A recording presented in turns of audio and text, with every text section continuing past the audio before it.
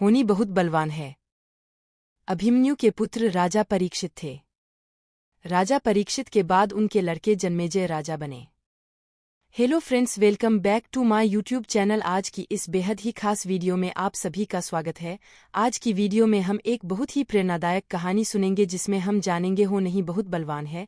तो वीडियो को आधा अधूरा छोड़कर न जाए, अंत तक पूरा वीडियो देखें और वीडियो पसंद आने पर कमेंट में जय श्री कृष्णा जरूर लिखें। एक दिन जन्मेजय वेदव्यास जी के पास बैठे थे। बातों ही बातों में जन्मेजय ने कुछ नाराजगी से वेदव्यास जी से कहा कि जहाँ आप समर्थ थे, भगवान श्री कृष्ण थे, भीष्म पितामह, गुरु द्रोणाचार्य, कुलगुरु कृपाचार्य जी, धर्मराज युधिष्ठिर जैसे महान लोग उपस्थित थे, फिर भी आप महाभारत के युद्ध को होने से नहीं रोक पाए और देखते देखते अपार जनधन की हानि हो गई। यदि मैं उस समय रहा होता तो अपने पुरुषार्थ से इस विनाश को होने से बचा लेता। अहंकार से भरे जन्मेजय के शब्द सुनकर भी व्यास जी शांत रहे। उन्होंने कहा, पुत्र, अपने पूर्वजों की क्षमता पर शंका न करो। यह विधि द्वारा निश्चित था जो बदला नहीं जा सकता था। यदि ऐसा हो सकता तो श्री कृष्ण में ही इतनी सामर्थ्य थी कि वे युद्ध को रोक सकते थे।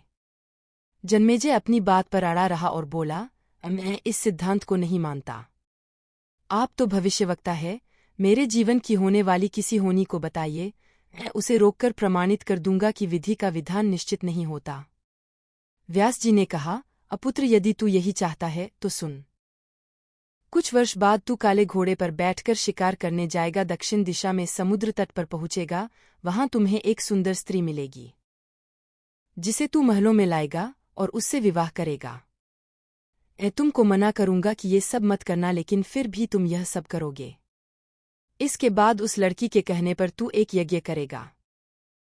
मैं तुमको आज ही चेता कर रहा हूं कि उस यज्ञ को तुम वृद्ध ब्राह्मणों से कराना, लेकिन वह यज्ञ तुम युवा ब्राह्मणों से कराओगे।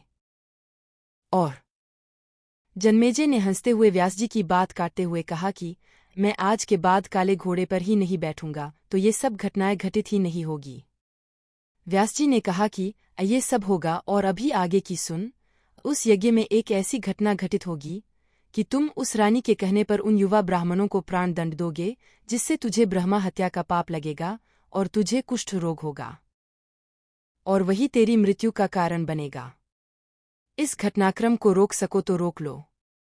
वेदव्यास जी की बात सुनकर जन्मेजय ने एहतियातवश शिकार पर जाना ही छोड़ दिया।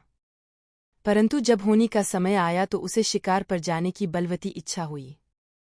उसने सोचा कि काला घोड़ा नहीं लूंगा, पर उस दिन उसे अस्तबल में काला घोड़ा ही मिला। तब उसने सोचा कि मैं दक्षिण दिशा में नहीं जाऊंगा, परंतु घोड़ा अनियंत्रित होकर दक्षिण दिशा की ओर गया और समुद्र तट पर पहुंचा। वहां पर उसने एक सुंदर स्त्री को देखा और उस पर मोहित हुआ। जन्मेजय ने सोचा कि इसे लेकर महल में तो जाऊंगा, लेकिन शादी नहीं करूंगा।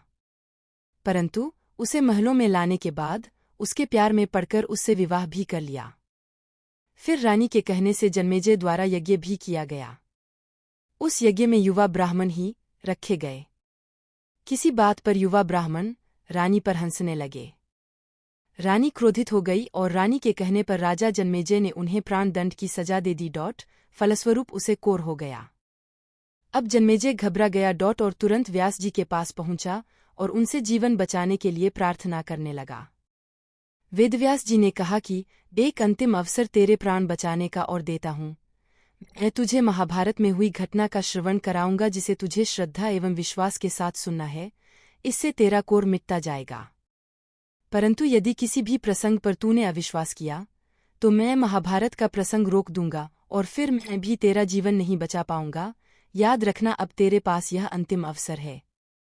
अब तक जन्मेजय को व्यास जी की बातों पर पूरा विश्वास हो चुका था, इसलिए वह पूरी श्रद्धा और विश्वास से कथा श्रवण करने लगा। व्यास जी ने कथा आरंभ करी और जब भीम के बल के वे प्रसंग सुनाए, जिसमें भीम ने हाथियों को सूंडों से पकड़कर उन्हें अंतरिक्ष में उछाला, वे हाथी आज भी अंतरिक्ष में घूम रहे हैं।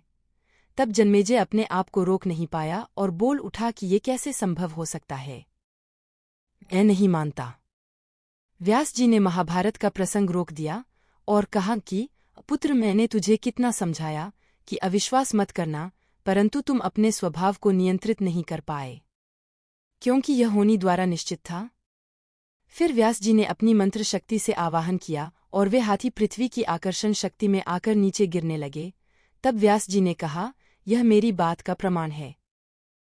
जितनी मात्रा में जन्मेजय ने श्रद्धा विश्वास से कथा श्रवण की, उतनी मात्रा में वह उस कुष्ठ रोग से मुक्त हुआ, परंतु एक बिंदु रह गया और वही उसकी मृत्यु का कारण बना। 2. सार। पहले बनती है तकदीरें, फिर बनते हैं शरीर। कर्म हमारे हाथ में है, लेकिन उसका फल हमारे हाथों में नहीं है। गीता के 11वें अध्याय के 33वें श्लोक में श्री कृष्ण अर्जुन से कहते हैं, उठ खड़ा हो और अपने कार्य द्वारा यश प्राप्त कर। यह सब तो मेरे द्वारा पहले ही मारे जा चुके हैं, तू तो केवल निमित्त बना है। होनी को टाला नहीं जा सकता, लेकिन नेक कर्म व ईश्वर नाम जाप से होनी के प्रभाव को कम किया जा सकता है। अर्थात रोग आएंगे परंतु पीड़ा नहीं होगी। अगर आपको भागवत गीता का यह प्रसंग अच्छा लगा हो तो आप 2 और लोगों को जरूर शेयर करें, आपको पुण्य मिलेगा, लाभ के भागीदार बनेंगे। वीडियो को अंत तक देखने के लिए धन्यवाद। यदि वीडियो पसंद आया है तो चैनल को सब्सक्राइब कर वीडियो को लाइक शेयर करना ना भूले।